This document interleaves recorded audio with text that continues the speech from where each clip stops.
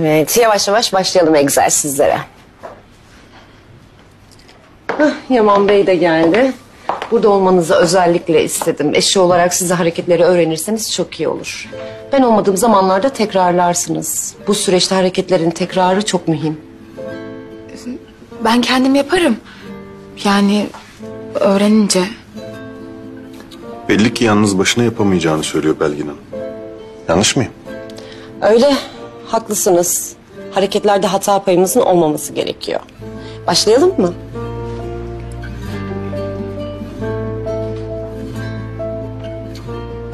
Şimdi bu hareket belimizin rahatlaması için. Bu harekette burada biraz kalalım. Ağrınız var mı Seher Hanım?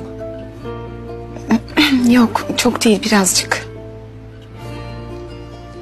Ben ayak bileğinden tutacağım. Siz de dizden destekleyin lütfen.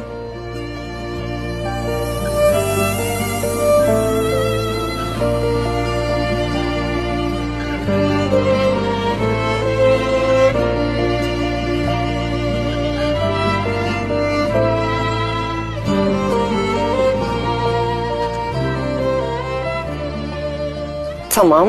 Şimdi diğer bacağa geçebiliriz. Ama yüzünüz kıpkırmızı oldu. Çok ağrım yok demiştiniz. Zorlanıyor musunuz? Yo, iyiyim.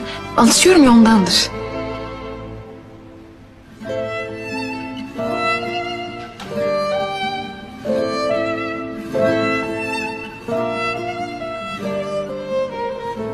Evet, şimdi çok fazla zorlanmadan, evet böyle dizi kırmadan kaldıralım.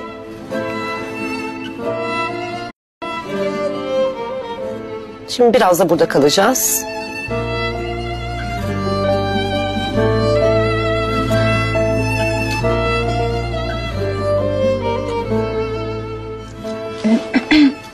Diğer bacağa mı geçsek? Ama öyle olmaz ki, hızlı hızlı yapamayız. Ya kasları esnetmemiz lazım. Ben kimse işinden alıkoymak istemediğim için. Eğer şirkette işim varsa... Yaman Bey, isterseniz başka zamana. Benim bütün zamanım eşime. Siz ne kadar isterseniz o kadar buradayım.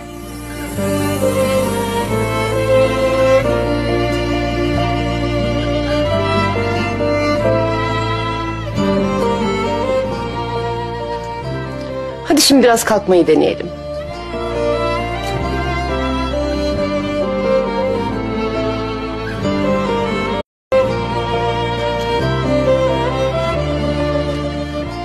Ağırlığınızı eşinize verin lütfen.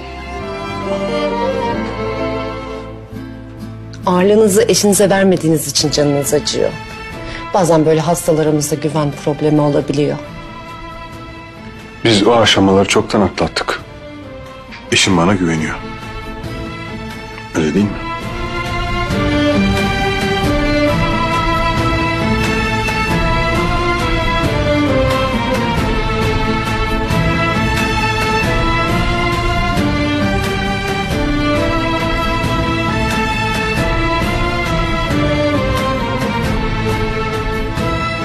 Sağ bacağımızı biraz açalım.